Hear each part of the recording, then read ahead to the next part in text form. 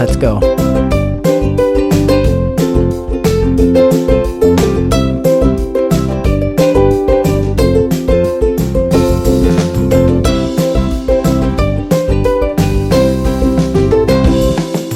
নমস্কার, কেমন আছেন সবাই? মধুমিতার নতুন একটা ব্লগে আপনাদের সবাইকে অনেক অনেক অনেক ওয়েলকাম।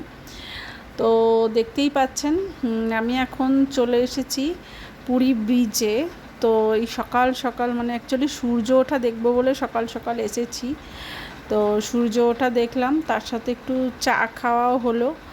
আর এই যে সূর্য ওঠা দেখছি, একটুখানি ঘুরে বেড়াচ্ছি, বেশ ভালো লাগছে সকালটা। মানে এত সুন্দর ওয়েদারটা সকালের যে খুব ভালো লাগছে। ঘরে থাকলে তো আর এত সকালে উঠে সূর্য ওঠা দেখি না, বেড়াতে গেলেই এই ধরনের সব পাগলামিগুলো মাথায় ঘরে, সূর্য ওঠা দেখব। ঘরে থাকলেও কিন্তু দেখা যায়, কিন্তু আমাদের সেটা দেখতে ইচ্ছে করে না। যাই হোক, বেড়াতে গেলেই এই ধরনের খুব ভালো লাগাগুলো যেন সেই উথলে উথলে ওঠে আর কি। তো যাই হোক, দেখতে দেখতে দেখছি না প্রচুর ভিড় জমেছে। চলুন দেখি তো কি হয়েছে। আচ্ছা, মাই গড, দেখছেন? মানে এই কচ্ছপটা, মানে প্রথমে দেখে তো আমরা ভেবেছি বোধহয় জ্যান্ত, কিন্তু না, জীবিত নেই, মারা গেছে মনে হচ্ছে। দেখুন, দাঁড়ান সামনে থেকে দেখি। মুখটা দেখছেন? বীভৎস। মানে সামনে থেকে দেখলে সত্যি খুব সাংঘাতিক, খুব ভয় লাগছে। কিন্তু কচ্ছপটা খুব দুঃখের বিষয়, মারা গেছে। মানে আহারে, দেখে ভীষণ খারাপ লাগছে। দূরে আর একটা কচ্ছপ আছে জানেন, ওটা হয়তো আপনাদের দেখাতে পারলাম না। মানে দুজনেই আর কি মারা গেছে দুজনেই। আর দেখে তো মনে হচ্ছে অনেক অনেক বছর বয়স আর কি কচ্ছপটার। বেশ ভয়ও লাগছে জানেন। এই যে দাঁড়িয়ে আছি না, জলটা যখন যাচ্ছে মনে হচ্ছে ও যদি ভেসে আমার পায়ে চলে আসে, আমি ওখানেই শেষ।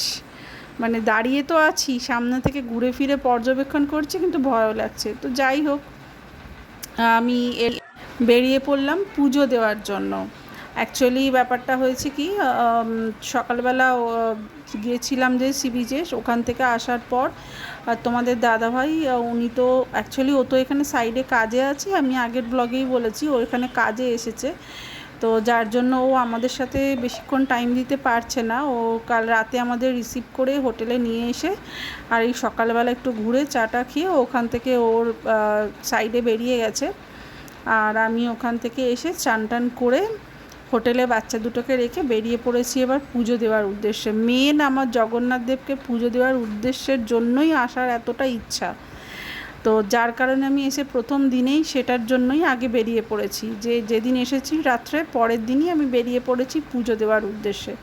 কিন্তু বিশ্বাস করুন, এত রোদ এখানে, এত রোদ, আমি পুরো ঝলসে গেছি।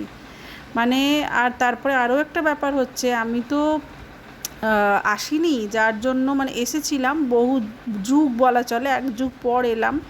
তো আমি না একবার এদিকে যাচ্ছি আর একবার ওদিকে যাচ্ছি, আমি ঠিক বুঝতে পারছি না কোন দিক দিয়ে গেলে লাইনটা পাবো, কোন দিক দিয়ে গেলে দেখতে পাবো, মানে পুজো দেওয়ার জন্য মেন মন্দিরে প্রবেশ করতে পারবো। ঢোকার পরেই তো মন্দিরটাও চোখে পড়েছে, ওই যে মন্দিরটাও চোখে পড়ছে, পতাকা উঠছে দেখতে পাচ্ছি, জগন্নাথ দেবের মেন মন্দির। আর এতটা এলাকা দেখছেন, মানে হয়তো আপনারাও দেখেছেন, বা আমি আসলে এক যুগ পর দেখছি, তো আমি কিছুতেই বুঝে উঠতে পারছিলাম না যে ঠিক কোন দিক দিয়ে যাব। তো যাই হোক, এদিক ওদিক হেঁটে মোটামুটি যেভাবে আমি পুজো দিয়েছি সেটা আমি পরে বলছি কিভাবে আমি পুজো দিয়েছি। তো পুজো দিয়ে বেরিয়ে তারপর তাড়াতাড়ি করে গেলাম হোটেলের দিকে, কারণ কি হোটেলে দুজনকে রেখে এসেছিলাম। এই হোটেলে এসে দুজনকে নিয়ে বেরিয়ে পড়েছি এবার এই যে টিফিন করতে। টিফিন করতে আবার যেখানে ঢুকলাম সেখানে এত সুন্দর একটা ঠাকুর, মানে শ্রীকৃষ্ণ, দেখুন এত ভালো লাগছে দেখতে, মানে ভীষণ ভালো লাগছিল দেখতে। আর আমরা একদম তার পাশে বসেই টিফিনটা করছিলাম আর কি। তো ভীষণ ভালো লাগছিল দেখতে, সত্যি আমার মন ভরে গেছে। মানে পুজো দিয়ে এসেই ওদেরকে নিয়ে এই টিফিন করতে এসে যে এরকম একটা জায়গায় ঢুকে আমরা টিফিন করব, যেখানে আবার আমি শ্রীকৃষ্ণের সাথে দেখা। আমি টিফিন করে সোজা চলে এলাম সমুদ্রে।